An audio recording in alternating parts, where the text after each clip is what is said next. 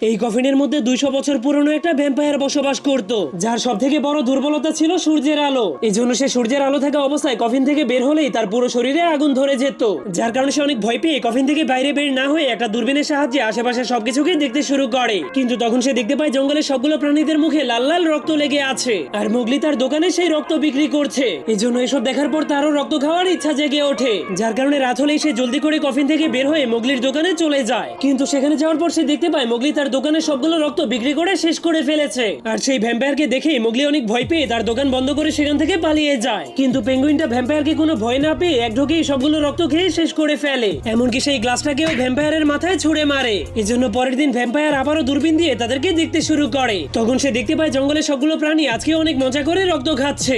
এজন্য সে অনেক রেগে তার কফিনটাকে ঠেলে ঠেলে মোগলির দোকানের সামনে পৌঁছে যায়। কিন্তু যখনই সে সেখান থেকে রক্ত কিনতে যাবে তখন একটা ভালুক এসে তার কফিনের উপরে দাঁড়িয়ে যায়, এমনকি তার উপরে একটা